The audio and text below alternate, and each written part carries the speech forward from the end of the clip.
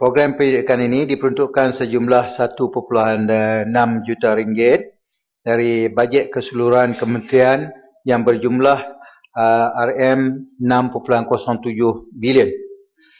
Dan bagi saya ini adalah satu jumlah yang sangat-sangat kecil bagi tujuan pendidikan. Jadi saya ingin tahu pendidikan apa yang dilakukan dalam jumlah yang sekecil ini. Itu yang pertama. Adakah ia pendidikan untuk product development atau pembentukan produk, ataupun untuk kajian pemasaran, ataupun untuk profil sosioekonomi kumpulan sasaran dengan jumlah yang itu, dan ataupun untuk menilai keberkesanan program-program pertanian yang dijalankan oleh kementerian. Memang betul daripada Datuk Seri Yang Dipertua, bajet 205 bagi aktiviti pendidikan Kementerian Pertanian bukan sekadar 1.6 juta itu saja. Ada peruntukan lain seperti pendidikan perkhidmatan veteriner yang diperuntukkan sebanyak 14.9 juta ringgit, pendidikan pertanian 33.3 juta ringgit, dan satu pusat pendidikan antarabangsa tanaman masa depan CFFRC yang berjumlah 5 juta. Saya ingin tahu yang itu CFFRC ini tanaman masa depan ini pendidikan tanaman apa, Datuk Seri Yang Dipertua? Jadi kalau kita campurkan semua peruntukan ini dengan 1.6 juta ini, ianya hanya berjumlah lebih kurang 55 juta. So, bagi saya ini pun masih kecil jumlahnya berbandingkan dengan 26 bilion peruntukan yang diberikan oleh kementerian. Ini kita tak masuk peruntukan yang diberikan kepada MARDI lah, iaitu lebih kurang 214.4 juta. Dan seperti yang saya sebutkan tadi, peruntukan ini adalah terlalu kecil untuk aktiviti-aktiviti penyelidikan. Justru saya percaya perlu kita beri perhatian yang serius kepada program dan aktiviti penyelidikan, kerana pertanian ada hubung kait rapat dengan keselamatan negara. Namanya kita terpaksa belanja berbilion-bilion ringgit untuk import bahan-bahan makanan seperti sayur-sayuran, daging, ikan, susu dan beras. Boleh saya? Boleh, siap. Terkait dengan R&D MARDI, saya dipahamkan dengan peruntukan 214 juta itu tentu banyak research yang telah dibuat. Tapi yang tentu yang berhormat juga setuju, MARDI patutnya menjelaskan kepada kita hasil R&D yang telah dibuat. Umpamanya contoh, stevia dah lama dia buat penyelidikan, tapi sampai sekarang tak tahu apa hasilnya. Begitu juga jenis-jenis padi, benih-benih padi, dan juga mungkin buah mangga yang terbaik dan sebagainya. Jadi apa pandangan Yang Berhormat?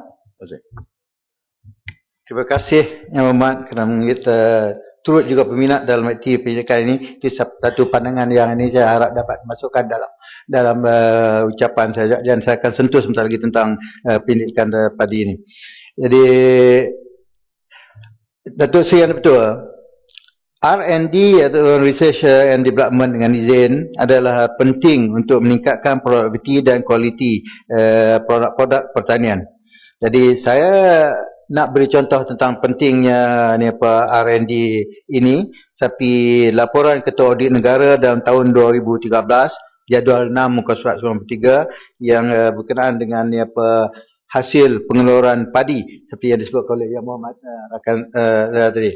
Jadi purata hasil pengeluaran padi di Malaysia adalah dalam tahun 2011 3.75 metrik tan 1 hektar per hektar.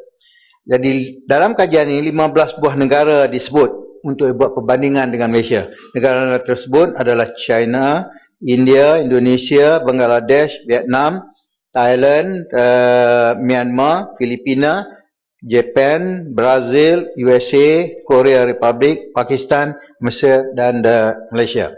Jadi kebanyakan negara Datuk Seri Yang Tua, kebanyakan negara produktiviti keluaran padi ada melebihi Malaysia. Hasilnya adalah tinggi. Yang kurang daripada Malaysia hanya India 3.53 metrik tan per hektar, Thailand 2.97 metrik tan per hektar. Saya terkejut sikit yang Thailand ini, tapi walaupun dia produktiviti rendah tapi kualiti dia baik kalau kita perhatikan bahan-bahan yang dikeluar dari Thailand. Filipina 3.68 metrik tan 1 hektar, Pakistan 2.4 metrik tan 1 hektar. Itu merupakan negara-negara yang kecil. Tapi semua negara-negara lain melebihi Malaysia daripada 15 negara yang disebutkan tadi, termasuk jiran kita seperti Vietnam, Myanmar pun lebih pada kita, Bangladesh pun lebih pada kita. Jadi hasil pengeluaran padi. Jadi kita betul-betul perlu memberi perhatian yang cukup serius dalam hal-hal penyelidikan, mengeluarkan produktiviti yang tinggi dan juga kualiti yang lebih baik.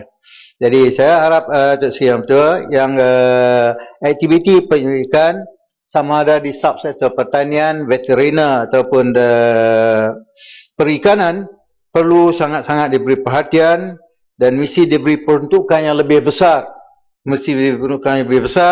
Lebih munasabah supaya aktiviti-aktiviti ini sama ada pembangunan produk, pemasaran, taraf sosioekonomi kumpulan sasar dapat dijalankan dengan lebih berkesan lagi. Datuk Seri Yang Tua, yang keduanya saya ingin sentuh kenaan butiran 30,000 kenaan dengan tekun yang diperuntukkan sebanyak 250 juta.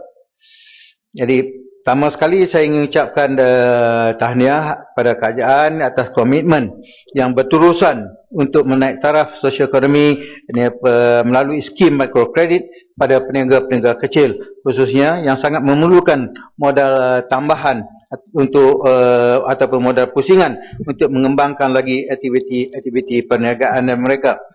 Jadi kita dimaklumkan yang sehingga 31 Disember, panjang sikit sehingga 31 Disember 2013, pembiayaan telah pun dikeluarkan sebanyak 2.95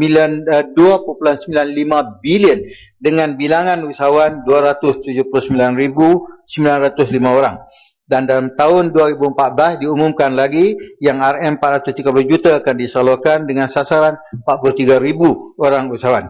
Ini merupakan satu jumlah yang cukup besar, dan saya percaya memang ada pulangan politik yang cukup baik untuk Barisan Nasional. Tapi persoalan di sini, Datuk Seri Yang Tua, ialah kita perlu membuat ukuran keberkesanan program yang dilaksanakan ini, iaitu dengan melihat kadar bayaran balik pada pinjaman tersebut dan juga peratus peningkatan kejayaan usahawan tekun itu sendiri.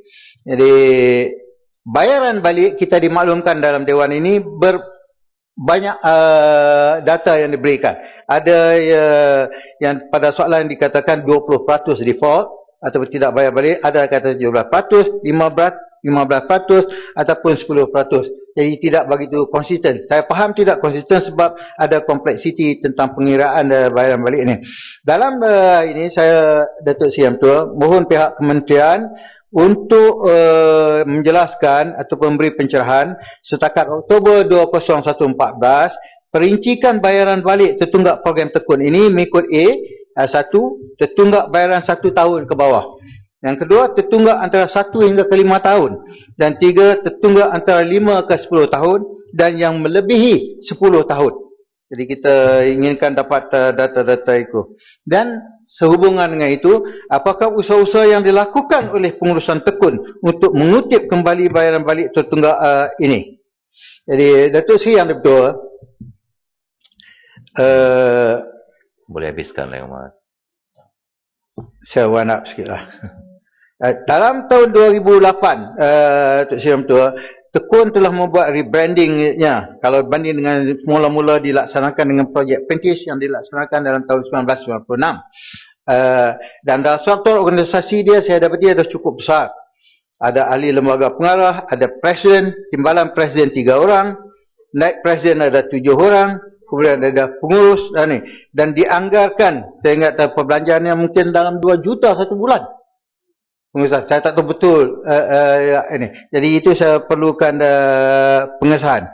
Jadi dalam hal ini kita pohon penjelasan daripada pihak kementerian berapakah allowance yang dibayar kepada pengurusi lembaga pengarah dan ahli-ahli lembaga pengarah, kepada presiden, kepada naib presiden.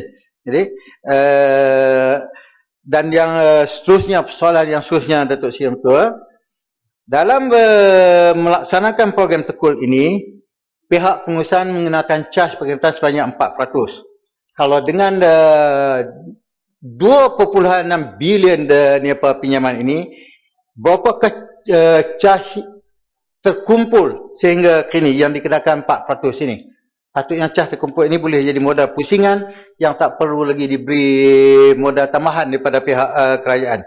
Kerana yang akhirnya soalan saya ialah Datuk Seri Yang Ketua, berapakah jumlah duit simpanan usahawan yang terkumpul sehingga kini? Sebab pihak tekun memberi caj banyak 5% kepada jumlah pinjaman yang dikutip sebagai wang simpanan. Saya percaya mungkin sekarang ini sudah sampai beratus-ratus juta. Jadi fahamkan yang masa tekun dilaksanakan di peringkat Perancis dulu, semasa 2 tahun pun dapat dikutip 1.3 juta. Sekarang ini sudah dilaksanakan berbelas tahun dengan modal pusingan sebanyak 2 bilion lebih. Jadi berapakah jumlah duit yang terkumpul yang disimpan oleh pengusaha-pengusaha tekun, dan apakah perancangan pihak kerajaan bagi menguruskan dana yang terkumpul ini. Sekian, terima kasih Datuk Seri Yang Ketua. Yang Amat